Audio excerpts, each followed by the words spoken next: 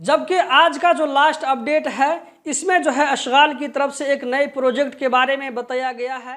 दोस्तों इस वीडियो में हम कतर के बारे में कुछ लेटेस्ट अपडेट आप लोगों के साथ में शेयर करने वाले हैं। चलिए आज की वीडियो हम कंटिन्यू करते हैं।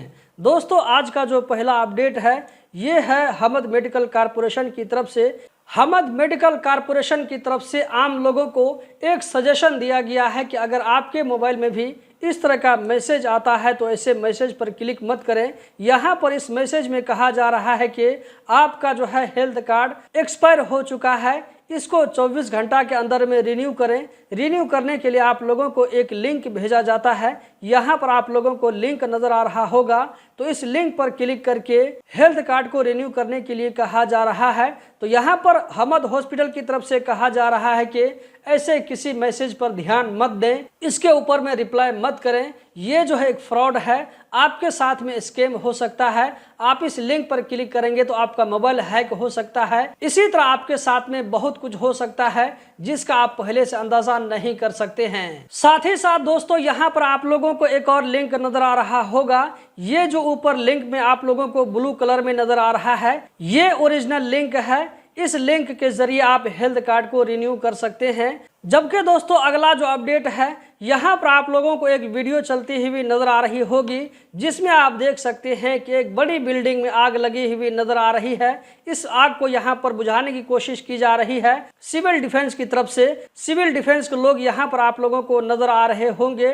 दोस्तों ये जो आग लगी थी, अबराज एरिया में आग लगी थी। ये एक रिहायशी बिल्डिंग है जिसमें बहुत सारे लोग यहाँ पर रह रहे थे। सिविल डिफेंस की तरफ से कहा गया है कि इस आग पर काबू पा लिया गया है। इसमें किसी तरह का कोई जानी नुकसान नहीं हुआ है। सारे लोगों को बिल्डिंग से खाली करवा लिया गया है एहतियात के तौर पर, ताकि आगे चल करके कोई घटना न हो। दोस्तों यहाँ पर आप लोगों को स्क्रीन पर जो एक कतरी नजर आ रहा है, इसका नाम है खमीस अल मर्री।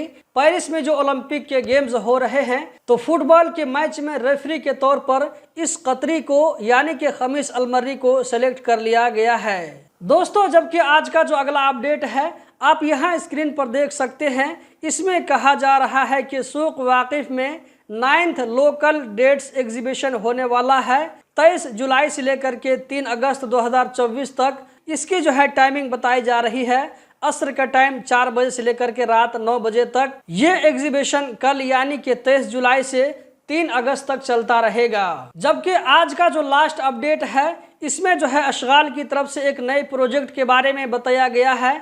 यहाँ आप स्क्रीन पर रेफरेंस के साथ में दोस्तों देख सकते हैं। इसमें मैं थोड़ा इसको जूम करके दिखा रहा हूँ।